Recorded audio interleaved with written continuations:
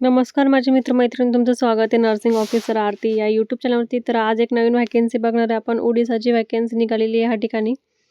आता याच्यामध्ये नाही का त्यांनी डेट रिलीज केलेली आहे 22/7/2026ला रिलीज झालेली आहे डेट याच्यामध्ये. याच्यामध्ये नाही का 11 महिन्याचा यांचा कॉन्ट्रॅक्ट राहणार आहे आणि 11 याच्यामध्ये पोस्ट आहे टोटल.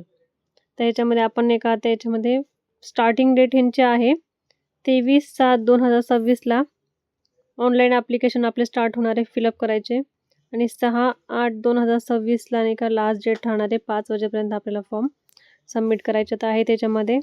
तर याच्यामध्ये नाही का जी वेबसाईटवरती तुम्हाला ह्या वेबसाईटवरती तुम्हाला PDF वगैरे अवेलेबल आहे आणि तुम्हाला जर ऑनलाईन ॲप्लिकेशन भरायचं असेल तर ह्या वेबसाईटवरती जाऊन तुम्हाला ऑनलाईन ॲप्लिकेशन भरायचं आहे आणि त्याची नाही का लास्ट डेट हे स्टार्टिंग डेट 23/7/2026 आणि लास्ट डेट आहे 6/8/2026 5 वाजेपर्यंत फॉर्म फिलअप करायचा आहे ह्याच्यामध्ये. त्याच्यामध्ये नाही का आपल्याला woman and child development department of government of Odisha ह्या ठिकाणी हे करायचं आहे. इथला जे इश्यू अपॉइंटमेंट लेटर वगैरे त्यांनी काढलेलं आहेत. तर ह्याच्यामध्ये नाही का आपल्याला आता वॅकन्सी किती आपण ते इन डिटेलमध्ये बघूयात आता. तर व्हिडिओ शेवटपर्यंत बघा. तर ह्याच्यामध्ये नाही का आता मॅनेजर कोऑर्डिनेटर म्हणून आहे, एक पोस्ट आहे. मेल फिमेल दोन्ही पण अप्लाय करू शकता याच्यामध्ये.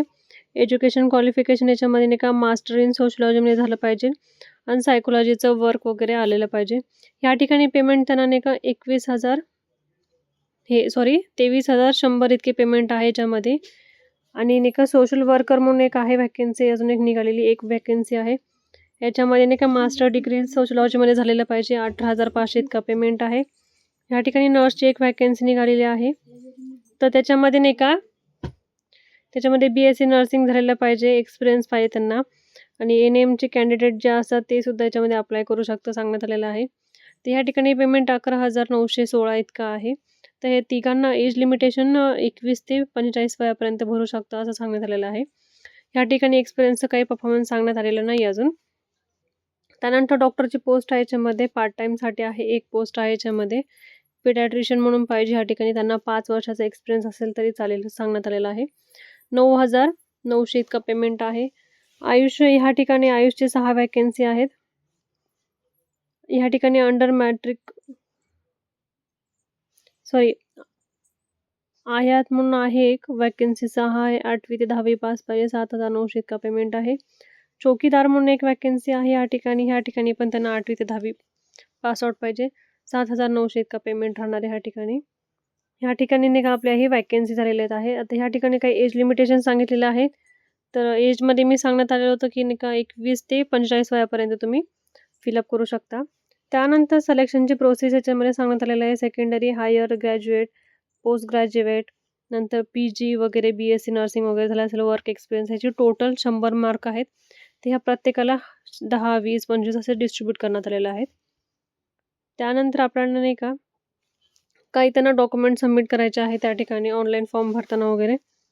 तर ह्या ठिकाणी नाही का फोटो सेल्फ अटेस्टेड वगैरे 10वी 12वीचे पाठवायचे आहेत. नंतर आपलं ग्रॅज्युएशनचे वगैरे फोटोज, नंतर सर्टिफिकेट वगैरे सबमिट करायचे आहेत. फोटोची ह्या ठिकाणी साईज सांगितली त्या साईजनुसारच फोटो हे करावं लागेल आपल्याला त्या ठिकाणी फॉर्म फिलअप करताना. तर ह्या ठिकाणी नाही का हे सांगण्यात आलेलं आहे. अदर इलिजिबिलिटी क्रायटेरियामध्ये नाही का त्यांनी फिजिकल आपलं जे आहे चेकअप वगैरे, सिटिझन्स वगैरे इंडियनचे आहात की नाही ते आपलं चेक करायचं आहे त्या ठिकाणी. त्यानंतर ह्या ठिकाणी हाऊ टू अप्लाय सांगितलेलं आहे. त्याच्यामध्ये आपल्याला ह्या वेबसाईटवरती जाऊन आपल्याला PDFमध्ये आपलं ॲप्लिकेशन फॉर्म कसं फिलअप करायचं ते कसं कळणार आहे आणि आपण आपला फॉर्म फिलअप केल्यावरती आपल्याकडे एक त्याची प्रिंटआउट ठेवायची आहे. म्हणजे आपल्याला इन फ्युचरमध्ये लागलं तर त्यांना सांगता येते.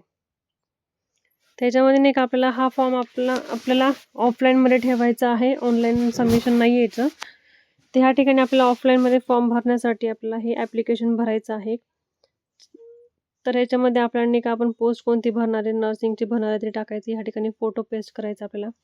ह्या ठिकाणी ॲप्लिकेशनचा आपला नेम टाकायचा आहे, आधार नंबर टाकायचा आहे, बर्थ ऑफ डेट टाकायचा आहे, मेल फिमेल टाकायचं आहे, मॅरिटल स्टेटस टाकायचं आहे, married unmarried, caste, region, father name, mother name, त्यांचं रिजन वगैरे टाकायचं आहे. यानंतर आपल्याला ह्या ठिकाणी ॲड्रेस टाकायचा, आपला मोबाईल नंबर आणि ईमेल ID हे व्यवस्थित टाकायचं आहे कारण कॉन्टॅक्ट नंबर तेच आपल्याला करणार आहेत.